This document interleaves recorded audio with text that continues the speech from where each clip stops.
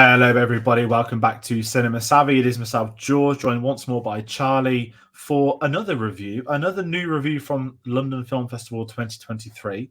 And we are talking Chicken Run Dawn of the Nugget, which has had its world premiere today ahead of its release on Netflix in December. Sorry, I'd forgotten the streaming platform then. And we are going to be giving our spoiler-free thoughts on it. I've just said our. I haven't seen the film, which has been the running theme of London Film Festival. So Charlie's going to be leading the review. But first of all, Charlie, how are you doing today? I'm good. I'm tired. Got one day left of LFF, and then I can rest. But yeah, I'm good. I've enjoyed it. It's been good this year. Excellent. Now, I'm just going to say this. Tate has been running this channel review-wise for the last 2 weeks. This is the 13th or 14th film festival review. He's not been able to make it today. I couldn't either. I was at the cinema, though, for something else, which we'll talk about tomorrow. But Charlie's going to be helping us with this, which I massively appreciate, because I know you're a massive fan of animation. I know you're a massive fan of Aardman, which is probably an understatement, if I'm being honest. Yeah. And we're going to be talking the film. But before we do, I do want to ask you, first of all, how has your experience been at the festival? Just because I know you've been going to these, I mean, I say a lot longer than I have. I technically haven't been the last 2 years. But I first found out about the festival through you in 2018, and you were going way before then. But how has the festival been this year?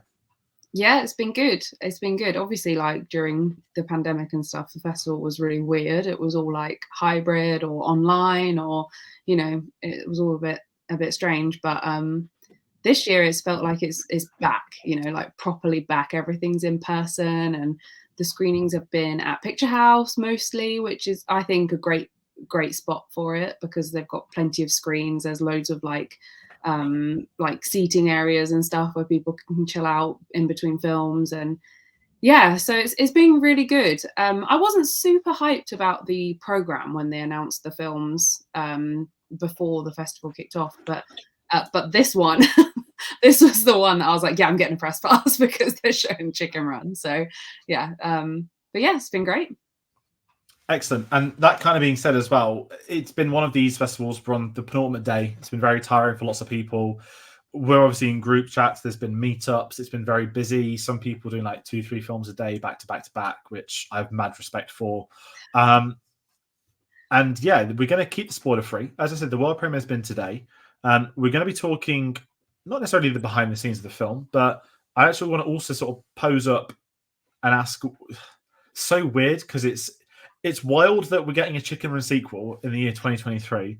But just for anyone at home who has never seen the first Chicken Run film, which is ridiculous if you haven't, just your thoughts on the original. I don't know why I need to ask it, but because it's a sequel, and to be fair, you don't really get sequels at festivals, which is kind of nice at the same time.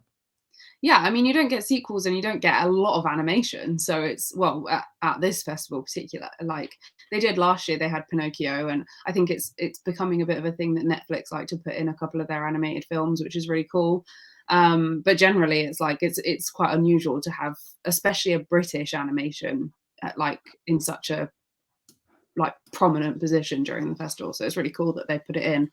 The original, yeah, obviously I love it. Like, who doesn't love the original Chicken Run? It's such a great film, and especially for our generation, like so many of us grew up watching it all the time, and it's always on telly. It's like one of those non-Christmas films, it's like, it's not Christmassy, but when you put it on, you kind of feel like it should be Christmas. So yeah, I love it. And Aardman is still going strong as being one of the best stop motion studios ever, really. So and Chicken Run just strengthens that belief. It's just great. Excellent. And this is, so anyone not watching at home, sorry, anyone that is watching at home, the way these reviews kind of work, when one of us hasn't seen it, it doesn't just become a Q&A, because I'm not trying to make it a Q&A, but Charlie's going to lead this review, and I'm just going to kind of jump in with a couple of, I guess, our questions that we would normally cover in the review. And kind of, with it being animation, I know you're a massive fan of animation. We get you on for the Oscar video we do each year. To kickstart an animation review, I actually always like to pose a question like, what is, before we talk about story, before we talk about cast, characters, voice, any of that stuff, what is the animation like? And I know that we can sit here and say, well, it's great, etc., etc., but it's Aardman who have one of the most distinct animation styles in the industry, a style that I absolutely love. A lot of people are very aware of. You know it's an Aardman animated film the moment you sort of sit down and watching it. But how was the animation today, aside from the story? If we sort of kickstart with that. One of the things I particularly love about Aardman is that their style of animation is completely timeless. Like and I can't remember what year the original of this came out, but it's donkey's years ago, right? And you could literally put the two films next to each other, and it wouldn't look like there's even a year between them. You know, their style is so classic. It's like they've perfected this like skill and this way of creating a film in their own way, and like you say, it's so recognizable, and so it's like even some of their other films which aren't Chicken Run or aren't Wallace and Gromit, they're so instantly you're like, that's Aardman. Like when Star Wars released the Visions 2 episode, I Am Your Mother, that was like straight away everyone who saw the trailer was like, that's an Aardman short in there, even though they hadn't told us which studios were doing them. We were like, immediately we knew it was Aardman. And I think that is what makes them as successful as they are, is they're just so like beloved by people. And yeah, the animation is just more of that in Dawn of the Nugget, which is going to be a fun title to keep saying throughout this review. But yeah, they've held on to what makes them great, and they are great, and you know they've got the awards and the accolades to prove that. And yeah, I was just so excited to see something else from them. Excellent. And kind of sticking with that as well, we talked about the animation. Let's talk story. Mhm. One question I think a lot of people will have, not necessarily wise now, because that's the sort of thing you ask a director. It's obviously been 20 plus years in real life. You just spoke eloquently there, saying that you can put this next to the original side by side. What is the story like in respective of, not do they acknowledge, like, because time gone by, I know we're doing it spoiler free. I know that it's just had its world premiere and there'll be a few more months till this releases properly. But did you have any worries heading into the film that could they justify a second film? Could they justify the sequel? And how is that story, I guess, once you're watching it? Like, did it work, essentially? Yeah, it does work. It's more of the same, really. I mean, it would be kind of silly to expect anything else, because obviously the first Chicken Run is based strongly on the Great Escape film, and it's that very strong, like, chickens escaping a chicken farm story, and that's what it is. But because those characters already have that built into them, and we know their personalities, and we know their sort of like motivation and their sort of like strong will, it would be strange to expect anything different. You know, it's not going to be like a totally different story. It's they've basically taken what was great about the first one and added to it.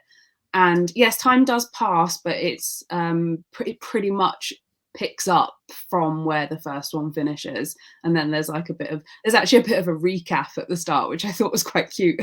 I kind of liked the idea that people were watching it having not seen the first one. I was like, I can't imagine there's anyone who's going to go and see this or going to watch this without knowing all about having seen the first one like hundreds of times. But yeah, so it picks up straight from where the first one finishes, but then there is a bit of like time movement and like a really beautiful montage and all that kind of stuff to kind of show where the chickens are now, what they're doing, and all that kind of stuff. Excellent. I mean, that's exciting for me, because that was sort of one of my questions heading into the film, was how will they do it? Very much in my head reminiscent of, it's a bit different, but like the build up to Toy Story 3. I remember when I was younger, it was like, why are they doing a third one? Because I was like 14, so I was just excited to see Toy Story back, if I'm being honest. But Yeah. it maybe more Toy Story 4. I was like, did you need the fourth one? That was the question heading into the film. And I know me and you both really enjoyed that fourth Toy Story film as well. And I kind of want to ask about this. We won't get into the behind the scenes of the voice casts. Obviously, a lot of the cast has changed. We've got, this has terrified me, Bella Ramsey's in this film. I don't think she was born when the first ones came out. Probably not. No. That's just gone in my head there and then.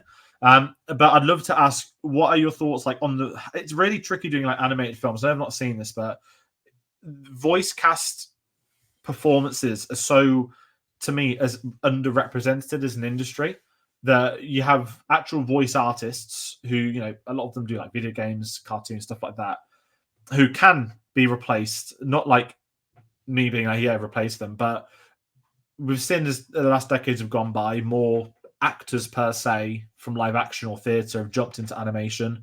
Some Mhm. people don't like that, some people do. If I'm being really honest, I don't have a problem with it as long as the performance and the character they're playing is like, I see why they wanted to cast this person, Yeah. rather than, oh look, they've just got this person in because it's the name we can chuck in there. Yeah. I want to ask your thoughts on the voice cast, on the performances. I know that obviously the obvious one's Zachary Levi replacing Mel Gibson. No surprises there. But we Mhm. won't go to everyone because it's a pretty stacked cast. And if I'm being honest, we're talking British Film Festival, Mhm. a British animation studio.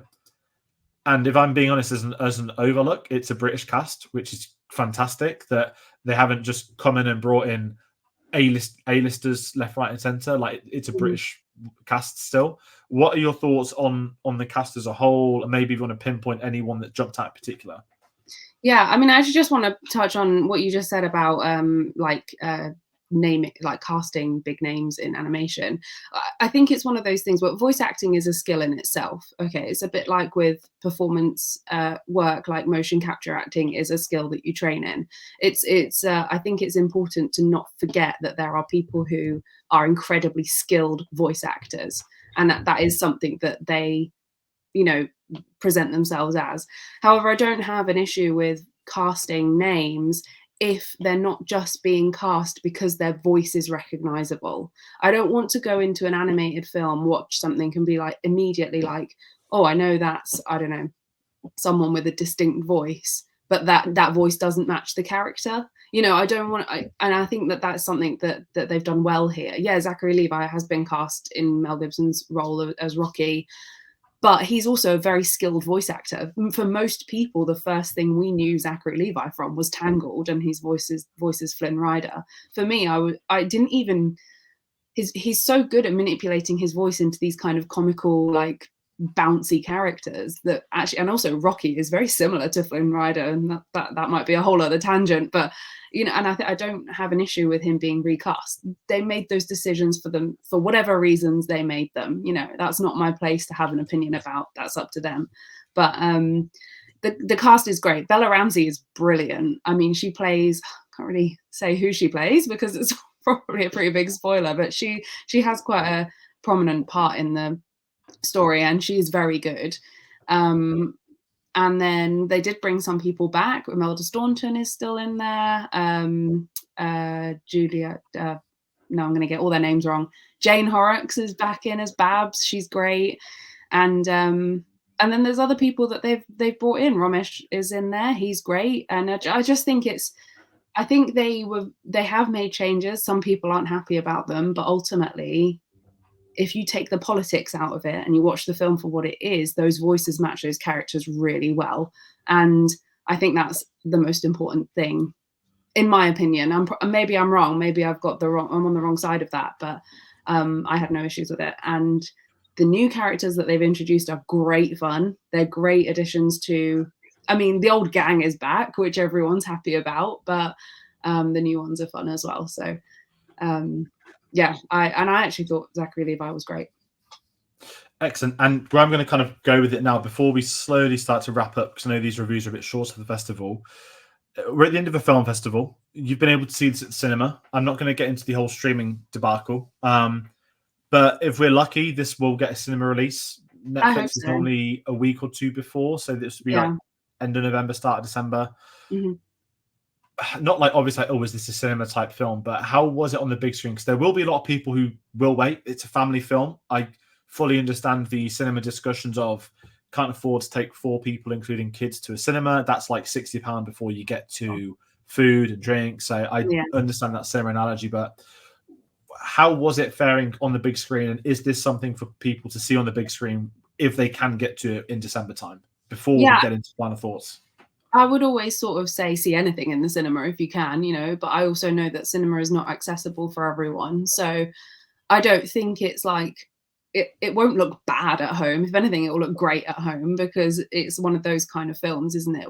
Aardman films in general have always been like the Sunday afternoon movie that you put on when, you need a nap or I'm not saying people should sleep through it, but I just think it's I I loved seeing it at the cinema. I remember seeing the first one at the cinema when it came out, but I also don't think that that is like the make or break of this film. I think there are some films that have been at the London Film Festival that need to be seen on the big screen, but I think Chicken Run, you can just enjoy it wherever you can, you know, because I just think it's so much fun. And since the first one's been put on Disney Plus and Netflix, I think more people will be discovering it anyway. So yeah, I just think just watch it wherever. Excellent. And final thing before we start outro, just your final thoughts on Chicken Run and the Nugget. I know it's tricky. I couldn't imagine it being in your shoes for a review. Like it's ended up being like a Q&A, but final thoughts. I'd love to hear them from you because I know you're big on your animation as well. Yeah, I mean, it was just really exciting for me to, after the, what are we, like 10, 11 days, something like that, into the festival, to be opening the day with an animated film. It was really exciting, and it just didn't disappoint. It's such a lovely film. It's beautiful, it's bright, it's colorful, it's so funny. The script is just full of gags, and I just loved it. It's so much fun, and I'm just so glad that Aardman is still going strong, because it's just, we all need it, right? Yeah, no, excellent. I'm with you. And it is one I'm very much looking forward to, alongside many of us I've missed at the festival this year. So, starting to round out, firstly, thank you so much for jumping on. I know it's a Saturday. I know you've watched it this morning. You've watched a lot of films recently. You're probably shattered, and it is a Saturday after all. So, thank you so much. For anyone watching at home, anyone new to the channel, we picked up on new subscribers. It's always grateful getting that over a festival. We hope you've enjoyed the videos. They're thinking, where's Tate? As I said, he's missed this one. I'm not Tate, obviously. But there is a lot of stuff happening on the channel. That's why you might not see me as much. We're going to be going live this Monday. I keep looking down these bits of paper with a very big stream at 9 p.m. UK time. We're going to be announcing a lot of new stuff for the channel, some updates, some changes, things are in motion. We're going to do that in a big stream, and we're moving the Fincher review to Tuesday to compensate us being live on Monday. So that's, we know it's a big deal when everything pre-recorded gets moved one day forward, backwards, sorry. But that's going to round out this review. It's going to round out our London Film Festival coverage for this year. I know we've missed out on some amazing ones. Some of them my fault. Zone of Interests, Jumps Up, The Kitchens tomorrow, Poor Things. I mean, we didn't talk about press stuff too much, but if anyone is curious at home, one of the big discussions heading into the festival was the Poor Things press screening was the exact same time as Chicken Run, which has caused a lot of debates, a lot of discussion, a lot of tough choices being made by people who had to pick. Sort of makes it easier I wasn't there, because I want to watch both. That's the answer. Two completely different films, and I want to watch them both. So there will be reviews out for those when they do release. There will be other stuff happening, and we will announce them on Monday. So that's going to round out this video, round out our festival coverage. Thank you all for sticking along with us, for paying attention, for watching it. We hope you've enjoyed it. As we said, we do London Film Festival every year, so probably this time next year. And if we're lucky, maybe other festivals. Who knows? But that's going to round this out. So once again, Charlie, thank you for jumping on. Thank you for everyone watching at home. Thank you, Tate, for doing all the reviews. And we'll see you on the next one. Take care.